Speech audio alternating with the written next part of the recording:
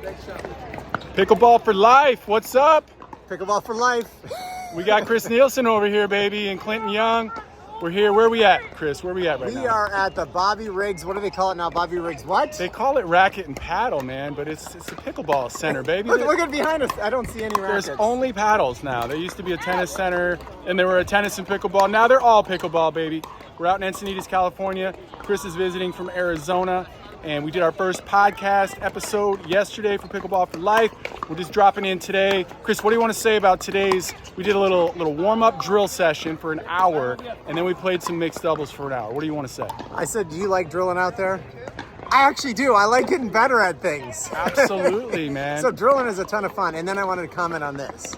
Okay. Have you ever looked around in any other sport where it says, eat, drink, pickleball, sleep, fill in your sport there? Nice. There's so many shirts and license plate like that. You know this is taking a wave over the country. Oh, yeah. And speaking of drilling, I actually interviewed 10 of the top pros out there last year, 2022.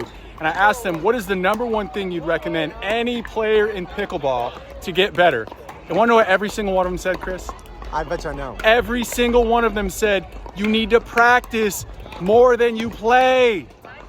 Duh, you need to practice more than you play. It's not Allen Iverson. We talk about practice. We talk about practice. Yeah, we're talking about practice. Yeah, we talking about practice. You actually have to practice. And when you think about it, like any sport, what do people in any sport, any professional, what do they do all week, Chris? They practice. They freaking practice. What else do they do? They watch the game tape. Number 2 tip, baby. You want to get better? You got to drill.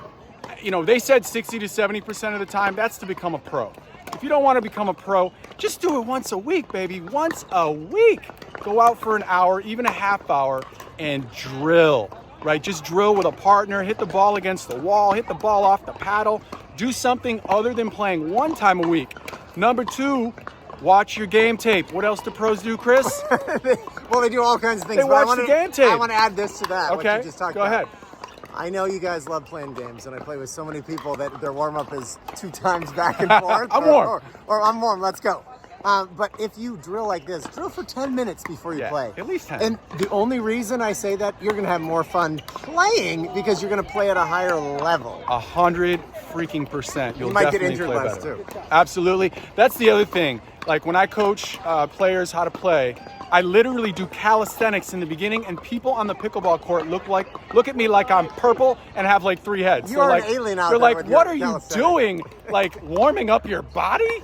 Are you kidding? Yeah, warm up your body and warm up your shots, right? Yep. And the third thing to get better is to hire a freaking coach, right? I keep saying freaking today. It's that kind of day. You got to have somebody that either hire a coach or play with players that are better than you, or both. Chris, talk to us about playing against better players than you. Why is that important? I love playing with people that are better than me, and I'm conscious, are they having a good time as well? So I try to make it a good time for them too.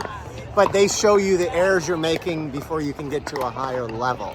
Yeah. Because sometimes you're getting away with stuff at a lower level, and then you get to a higher level, and then bam, you take it right in the chest over and over again, because they show you what you're doing wrong. And ask for some tips. Be open to some tips. Absolutely. And you want to know the biggest thing that's a turnoff. If you're going to play with a higher level player and you want them to have fun and play again, I learned this from Rob Nunnery. He said, hit them the damn ball. Don't worry about losing a rec game if you're playing against a 4-0 or a 5-0 player. Like Chris is better than everyone that we played with today, including myself. And he had arguably the weakest player on the court, right? It's not arguable, it's probably a fact. But I purposefully targeted him. In a tournament, you target the weaker player. But I targeted him because I want him to have fun.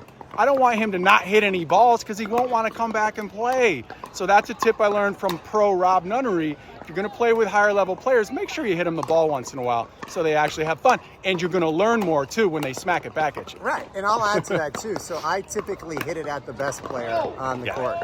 And actually I got someone upset with me because I was constantly hitting it to her partner. Maybe I overdid it.